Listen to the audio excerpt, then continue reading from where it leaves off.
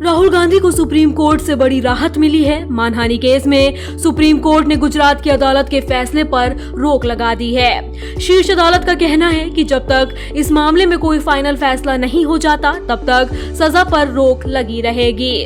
राहुल गांधी ने इससे पहले गुजरात की मजिस्ट्रेट कोर्ट के आदेश को सेशन कोर्ट और अहमदाबाद हाई कोर्ट में चुनौती दी थी, लेकिन वहां से उनको राहत नहीं मिल सकी थी। सुप्रीम कोर्ट ने अपने फैसले में कहा कि राहुल गांधी की संसद सदस्यता अब बहाल है, वो संसद जा सकते हैं। टॉप कोर्ट का कहना था कि राहुल गांधी के मामले में पूरी सुनवाई के बाद जब तक कोई फैसला नहीं आ जाता तब तक गुजरात की कोर्ट का फैसला अमल में नहीं आएगा।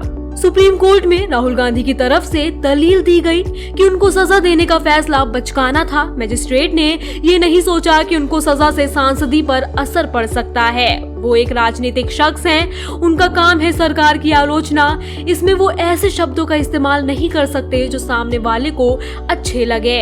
अच्छे लोकतंत्र की पहचान ही होती है विपक्ष के नेता की आवाज, लेकिन गुजरात की कोर्ट ने उनको ऐसे सजा दे दी जैसे वो आदतन अपराधी हैं। उन्होंने ये भी नहीं सोचा कि 2 साल की सजा देने से उनका राजनीतिक करियर भी खत्म हो सकता है। राहुल का कहना था कि इस मामले में अदालत उनको 2 साल से कम की सजा भी दे सकती थी, लेकिन मजिस्ट्रेट ने ऐसा नहीं किया। उन्होंने मनमाने तरीके से मानहानि जैसे मामले में अधिकतम सजा दे डाली।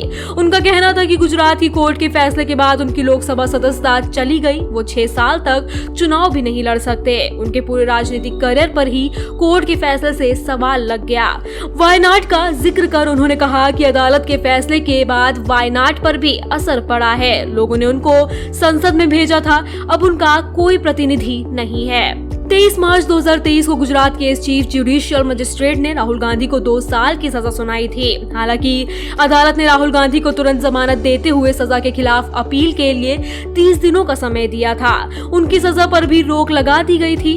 3 अप्रैल को राहुल ने सजा के खिलाफ सूरत की सेशन कोर्ट में अपील की थी। वहां से राहत न मिलने पर कांग्रेस नेता गुजरात हाई कोर्ट भी गए थे, पर राहत नहीं मिल सकी। बता दें, राहुल गांधी ने 2019 के चुनाव अभियान के दौरान पीएम नरेंद्र मोदी पर हमलावर होते हुए कहा था कि सारे चोरों के नाम के साथ मोदी क्यों लगा होता है। उन्होंने ललित मोदी, नीरव मोदी का जिक्र करते हुए ये बात कही थी। इसके बाद बीजेपी विधायक ने उनके खिलाफ केस दर्ज कराया था।